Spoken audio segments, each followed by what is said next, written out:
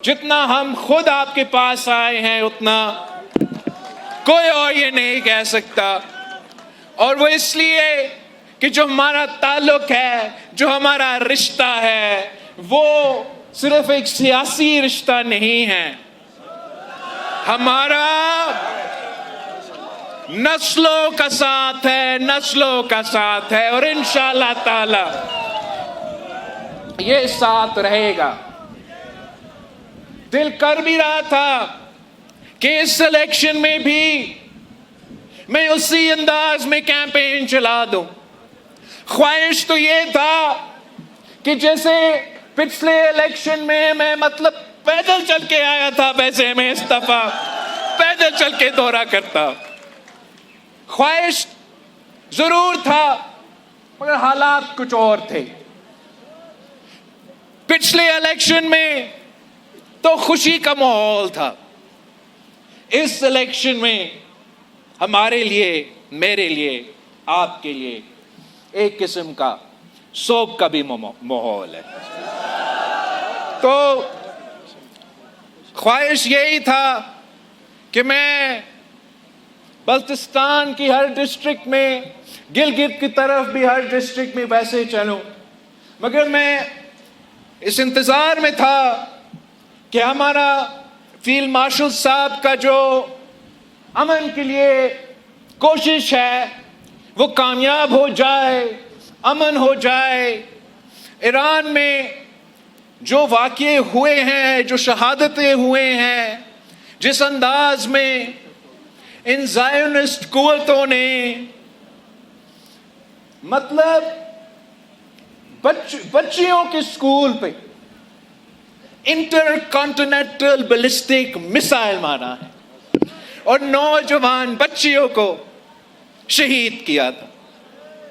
जिस अंदाज से, जिस बेदर्दी से उन्होंने पूरा आलमी दुनिया के कानून तोड़ते हुए आयतुल्लाह खामेनी को शहीद किया, रमजान के महीने में उनके बच्चे, उनके नवासी साथ थे। तो इन हालात में मुनासिब नहीं लगा कि मैं आपके पास पूरे गिलगित बल्तिस्तान में उस अंदाज में इलेक्शन कैंपेन चलाता।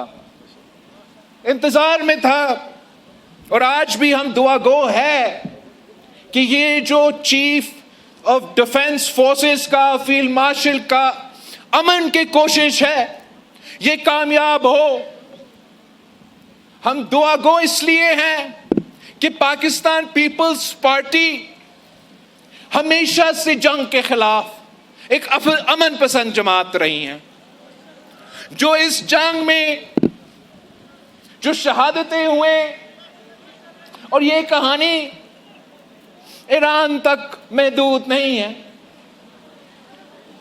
जिस बेदर्दी से फिलिस्तीन में, लेबनान में, सीरिया में मुसलमानों को शहीद किया जा रहा है, और जो किरदार इस वक्त पाकिस्तान का अफवाज, पाकिस्तान का फील्ड मार्शल जो किरदार अदा कर रहा है, अमन की कोशिश जारी है। हर पाकिस्तानी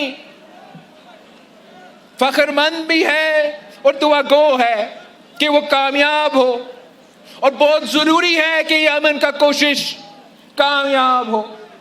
इसलिए इस जंग का बोझ ईरान के अवाम तो उठा रहे हैं, फिलिस्तीन के अवाम उठा रहे हैं, पूरी मुस्लिम दुनिया में, पूरी मुस्लिम उम्मा में इस जंग का बोझ उठाया जा रहा है। मगर साथ साथ पूरी दुनिया के नौजवानों ये बोझ उठा रहे हैं। एक तो जो इसका मुआशी इम्पैक्ट है,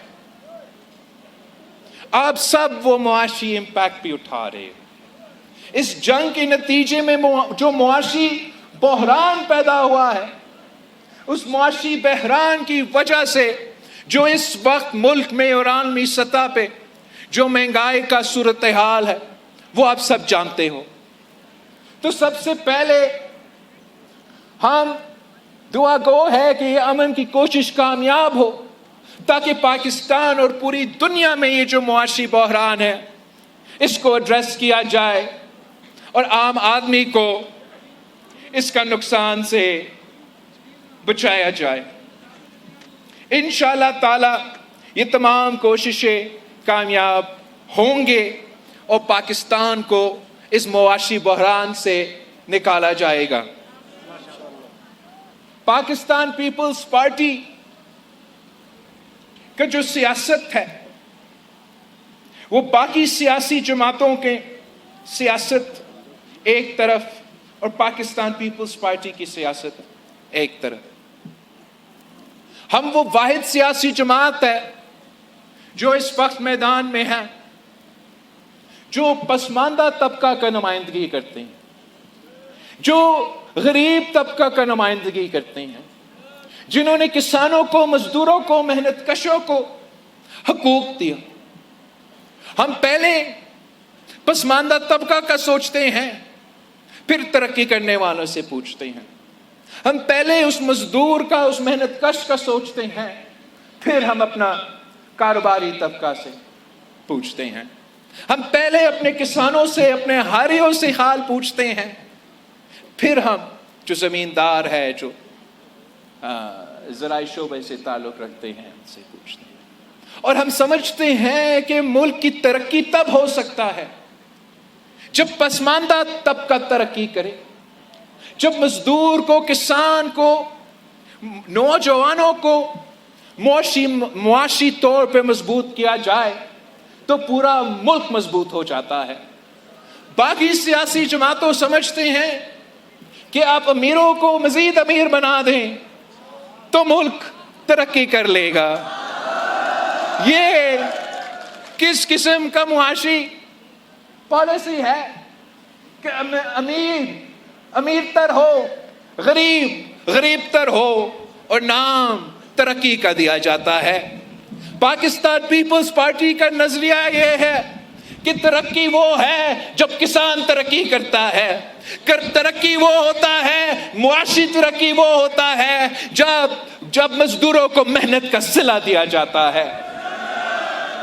तरक्की वो है जब नौजवानों के लिए रोजगार के मौके पैदा किए जाते हैं।